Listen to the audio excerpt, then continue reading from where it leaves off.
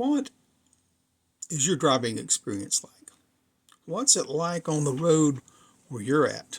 I know where I live now, when I first moved here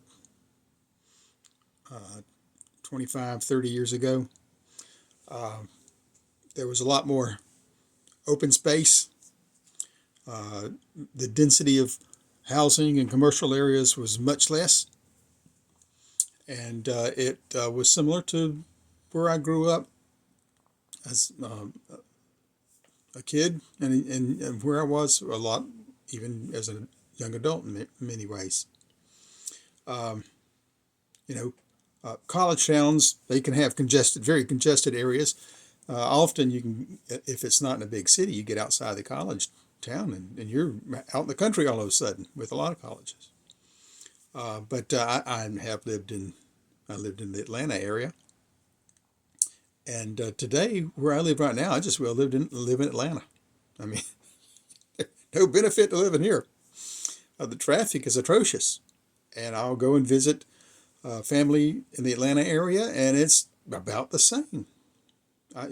Maybe there's, of course, no, it's about the same. I can get on interstate kind of hot roads here, and it's a parking lot, or I can go to Atlanta and go get on interstate kind of road, and it's parking lot. If I get off and get on to other arterial roads, then it can be, or connect to roads, it can be pretty, it's during a rush hour in particular, it can be pretty rough and pretty, packed up, and if not, it can be pretty wide open.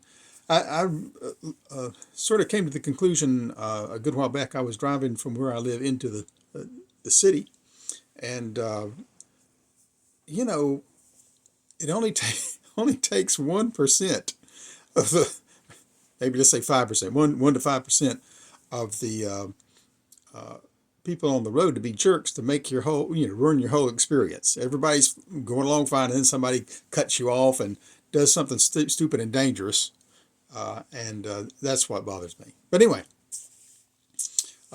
what is your experience like? Make a comment down below. Give me a like if you think that what I'm saying here if it resonates with you or whatnot. But what I've come to the conclusion, I hardly like to get out and drive. I mean, if it's a rush hour or something like that, I'm just going to avoid it like the plague. I'm really not interested on taking long trips on any kind of holiday weekend. Forget that. I'm not interested in doing that. I just don't want to have to live with the stress of driving. Because this is why.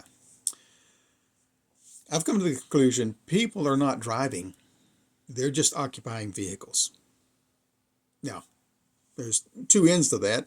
There's the traditional jerk who is just being totally thoughtless of anybody on the road, and they're driving down the shoulder of the road to get past people, or doing stupid stuff like that, or just cutting in and out and going from one lane to another back and forth, and not a reasonable way. Except the only reason would be that they're just trying to get ahead of everybody, and they don't care who they cut in front of, whether it's dangerous or what. They want what they want. Okay, we're used to that person. But what we have today, which 20 years ago I didn't see so much of, I don't think, is people they're just occupying their vehicle, in that they just will be at home sitting on the couch. They're out of it. They don't know what's going on around them. And to me, driving requires, awareness. It requires not being a couch potato, but being aware of what you are doing, what you're doing in relation to other people around you, etc. Driving requires participation. This is a communal effort, y'all. It's not. Those are public highways. Okay, they're not my highway. They're public highways. They're not your highways. They're public highways. So we're out there on this public thoroughfare, and there's other people out on the public thoroughfare. And same if you're walking down the sidewalk. It's the same thing walking down the sidewalk. If you're walking down the sidewalk and ignoring everybody around you, you bump into people or whatnot. It's great. It's fun to watch these videos where people do that. They're looking at the telephone and they run into a pole or something. But people are in their car doing the same thing, essentially. Anyway, I grew up, in a small city, in and around a small city, but there's plenty of rural area around it as well. Plenty of country. And if you drove, not in the town, but if you drove, down the road, down a state road or whatnot, going somewhere, you'd be driving through little crossroad kind of communities that had a name. Might have one time had a railroad station there, but hadn't in 50 to 100 years had one. But you could find people doing some pretty crazy things, and something that you wouldn't expect anybody to do in a city. That'd be insane to do it. For example, driving down the wrong side of the road.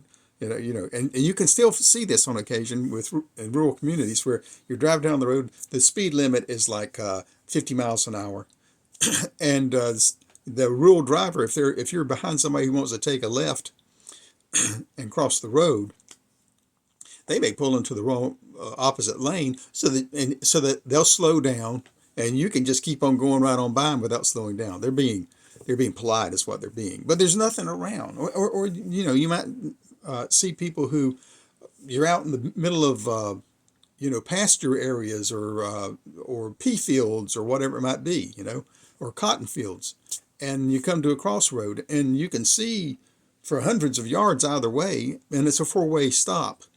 And they may drive right through it. Why? Because they know they don't see anything. They can perceive what's happening for the last 30 seconds to a minute. They know there's nothing coming, and they're going to drive right through it. Now, the problem is you can't do that in an urban area or even a small town. You can't do that. There's people who do this kind of stuff all the time, and it's just baffling to me. So today I came to a four-way stop, one that I come to almost every day. I go to it, go through it, and people stopped, and it's like no one seemed to know what to do. It's like people don't understand. A four-way stop is not a place where we all stop and then one person goes and then the next person goes and then the next. It doesn't take four goings. It only takes two goings, one way and the other way. And if you're turning left, you don't have the right of way. So you have to let the other car come through the intersection before you turn left. You don't turn left in front of another car. I will occasionally turn left in front of another car because they're just sitting there. Okay, so I do it because they're obviously not coming. But it's just, now, another thing that could be happening, because I see it all the time in all kinds of circumstances, is people seem to think that once they come up to a stop sign, it's a good time, or stop light, either one. It's a good time to look at their phone. Let's negotiate what's going on the phone now. So they're oblivious to what's going on. Again, they're not participating in the practice of driving. They are just on their couch. It just happens to be a 2,000-pound motorized couch. But they're not doing what they need to be doing.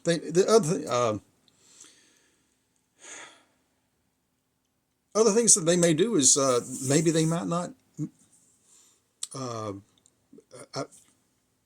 Anyway, they come to a stop sign. There's no movement. They're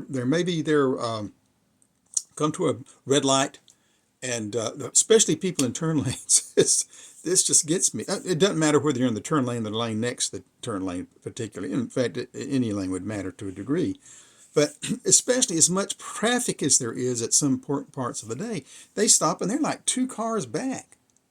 One car back is more than you need to be. I mean, the car in front of you is not going anywhere. You can pull up, 4 feet behind that car. I mean, and you're still far enough. Somebody can walk in between you with no problem, right? For all those people who tend to, you got that going on too. People who forget about the crosswalk, they're going to walk down the middle of the block, jaywalk. But the point is that people just get backed up, and then people who want to who are on back behind them, they can't get into the turn lane, or they can't make it through the turn lane because the person sitting the third car back, he's sitting there doing his phone, doing something on his phone. He's not paying any attention, and so hey, guess what? The light turns red before anybody else can get through it. Hardly. Of course, he gets through it, right? That aggravates me when the guy got somebody up there gets through the light, and I have to sit through the right. Now, I'm an impatient person. I appreciate that. You may not be, but that kind of thing aggravates me. So anyway, so and here's another thing. The last few days, I've noticed, boy, people don't seem to be able to stay in their own lane. I mean, I'm right next to you. You're passing me. You've got a whole lane next to me. Can't you stay in your own lane? Why are you coming into my lane? Or another guy was coming down the road, and they were this little jig in the road because they're doing construction. And it's like, he's coming right at me. Is he going to stay in his lane? It was like he did, technically. But it was a scary situation because he looked like he was coming right at me. Okay, and he just did stay in his lane. Okay, so what is going on with these people? Maybe now I've heard all kind of reasonings for it. There's some people who have claimed that, well, what's going on is the pandemic vaccination causes brain fog, and I heard that a good bit, especially a few years ago, and it's causing people to not pay attention very well, not realize what's going on around them. And the claim was that this causes people to have wrecks and things like that. Well, certainly, look, people can have wrecks by having strokes, heart attacks, all kind of things. Especially something like a stroke. People may have a stroke and no one even know it. Have a stroke, have a wreck, and in fact, I believe my mother, years ago, when she was alive, she went through years of having strokes. But one of her earliest, what I think now in looking back on it, strokes was she veered and hit another car, and she was driving down the road and they were coming to her, and she just was out of it, right? And she hit that other car and knocked her off, and her car went tumbling off into the side of the road. And nobody knew why did that happen. We don't know why that happened. She continued to drive for a long time. But, probably it was a stroke in retrospect, because we saw her have other strokes. And then, eventually she had to stop driving. And it wasn't because she had another wreck. It was just because she didn't know where she was going anymore. I wasn't in charge of that, okay? But anyway, that's in the past. So strokes, heart attacks, seizures, all these things can happen. And if you're prone or have a possibility of that, then you shouldn't be on the road. Medications, it could be medications you're taking, or some people probably are drinking or doing other drugs, but just medications can give people brain fog, mess them up. And of course, what's in the news, especially with JFK being the Health and Human Resources Secretary, what is it? We're hearing a lot more about our diets are terrible. Now, I've been paying attention to that personally for at least the last 5-10 years now, and really trying to do a better job of putting stuff into my body that will help my body instead of deteriorate it or pollute it. But, what we eat can do things to us. So, anyway, again, like this or comment about what I'm saying. Tell me I'm an idiot, or that I'm judgmental or impatient, or whatever you want to call me. But people aren't driving. They're occupying their vehicles. They're just in their vehicles. They're not being aware of what they're doing, of what's going on around them. They're just they're being a couch potato. They're not participating in a communal act of driving down a community road. They're just doing their own thing as if they're sitting in their driveway, okay? And even once you get out on the neighborhood road, pull out of your driveway, hey, you're responsible. And you need to pay attention. Now, I'm not preaching to you. I'm just complaining about people who I think somehow don't seem to be doing that. Anyway, this is just something I wanted to get off my chest. So my wife hears it all the time, so I wanted you to hear it, okay? And maybe she won't hear it as much now that I've had this catharsis. Anyway, hope you have a good day. We'll see you next time around.